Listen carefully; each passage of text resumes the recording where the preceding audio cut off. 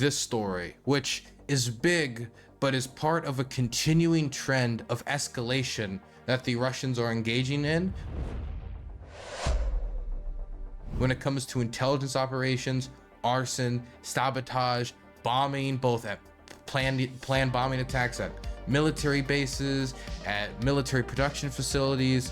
That you could really track back to like Czech bombings in 2014, but have especially escalated in the aftermath of Russia's invasion of Ukraine. So after the Russians invaded Ukraine, a lot of their spies got expelled from Europe. To be honest, a lot of the world knows who all the spies are. And I don't mean to like smash your like James Bond view of spies, and there are spies that they generally don't know as well, but a lot of spies and people working in like especially like signals intelligence or the stuff that is more kind of known about is going to be working out of embassy buildings, or at least around the embassy and around the diplomatic staff.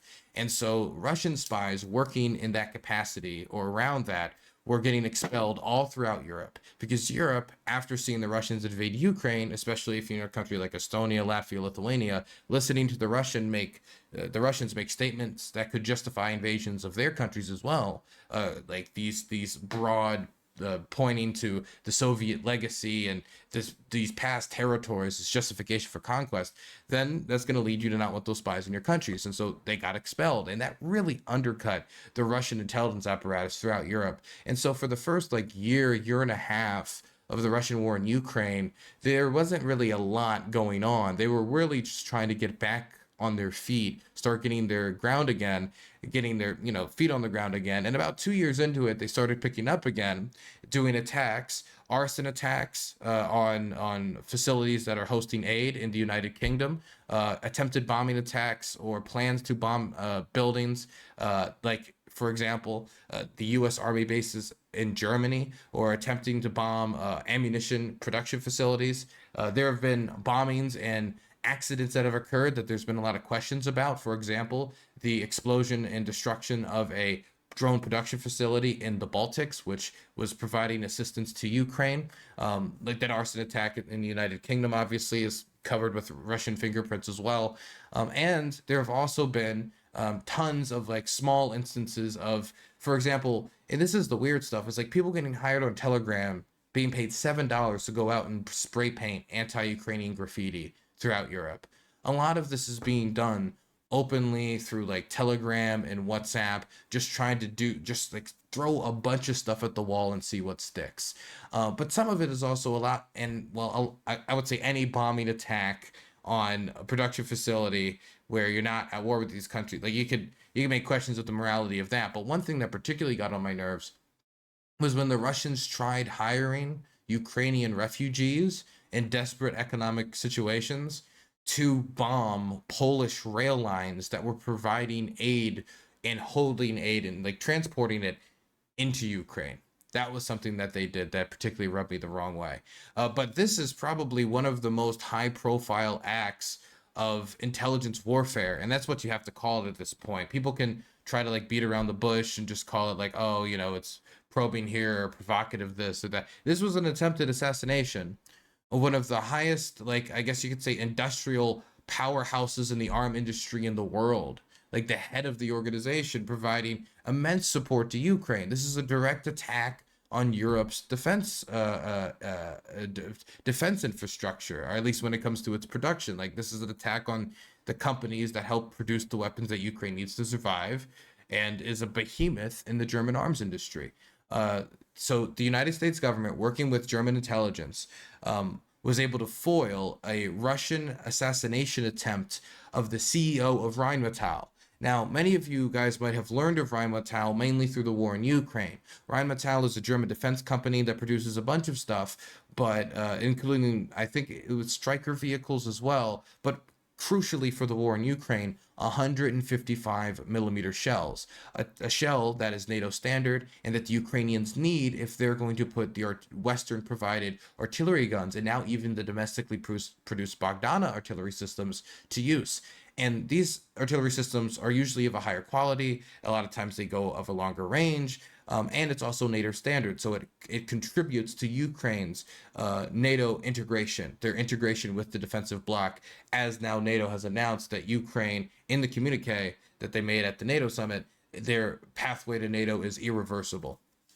And so this company was signing big contracts for hundreds and hundreds and hundreds of thousands of dollars, not $1,000, hundreds of thousands of shells to be sent to Ukraine. And recently, something that particularly concerned the Russians, they had signed an agreement to start producing weapons in Ukraine.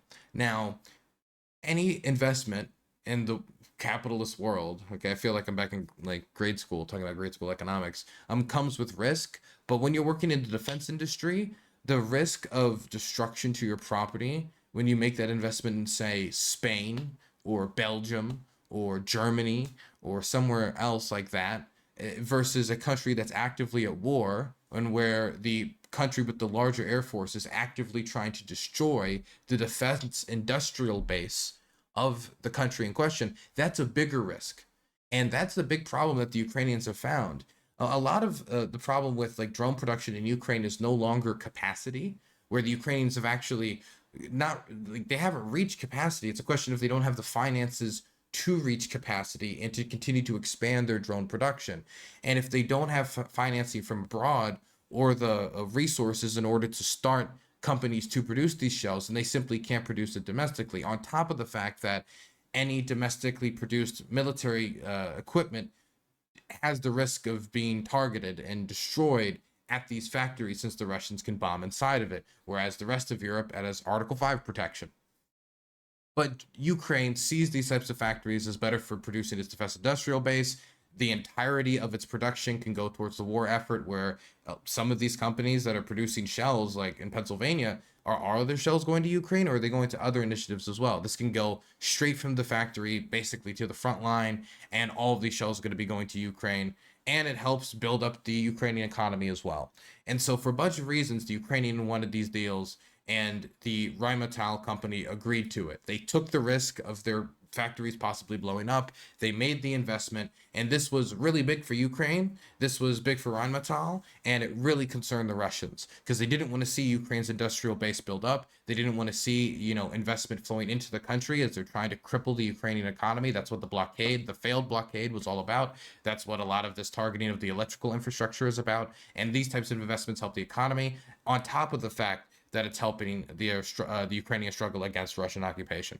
And so they were not happy. And I guess this could be the response. Now, I don't know if it's a one-to-one response. A lot of these types of moves through diplomacy are up to interpretation.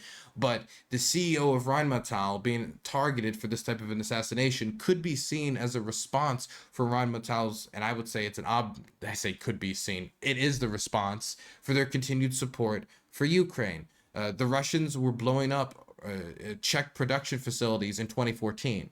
So the idea that it would be preposterous or crazy that they would try to assassinate, especially after we've seen this continued escalation on their side, even though we always talk about Western escalation, we very rarely talk about Russian escalation. Their continued escalation up the ladder here, it's not that preposterous that they would do this to both punish the company, disincentivize others from investing, and cripple the company that is already supporting, Ukraine, hoping that maybe it would hurt the country not hurt the country, but hurt the company if its leadership was crippled. Either way, though, this does lead me to again say, why in the conversation about escalation, in the conversation about responding to escalation, in the conversation about preventing escalation, is there never any weight given to the Russian perspective on escalation? Because from their perspective, this must be an escalation. They must be considering like assassinating high-profile businessmen openly an escalation on their escalation ladder. Like the equivalent here would be us, trying to assassinate the CEO of Gazprom, an extremely important gas company in Russia that helps keep the economy afloat. What would be the equivalent here? We would consider that an escalation, wouldn't we? So what would the response be? What would the response be that they're expecting? And if they don't get a response, then what will that say about future policy and future intelligence operations throughout Europe? Mind you, this all comes at a time where Donald Trump, we're Politico paywalled, but you can dream that there is a cool article here because I don't want to log into an account. This is at the same time that Trump is reportedly considering stopping intelligence sharing with Europe. So increased assassination attempts throughout the continent, arson attempts, bombing attempts, industrial sabotage, targeting of railroads, targeting of warehouses, targeting of production facilities, at a time of increased Russian active offensive intelligence warfare, is at the same time while Trump, not even in the White House yet, is rolling over the idea in his head of pulling back on intelligence sharing. At the exact moment it'd be the worst to do so. Stuff like this, in my mind, right, is the distinction between I want the Europeans to contribute more to collective defense because I care about the quality of collective defense and making sure burden sharing is equal, that burden sharing is fair, and I am anti the alliance. I don't want it to succeed. I only see the alliance at best through the prism of what it could get for me. So at best neutral. I mean, he is the guy who was talking about not only like, oh, if the Russians invade, it's okay as long as they're not paying the 2%. I'll tell them, do it, it's okay. Which the people can call a joke, but how do the Russians interpret that? Does he understand that that's breaking down deterrence? But is also having his advisors talking about creating a 2-tier system for NATO.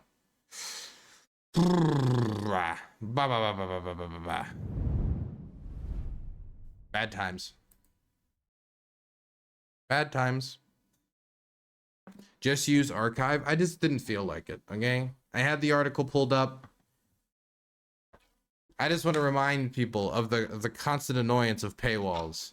And if I can contribute to that great cause,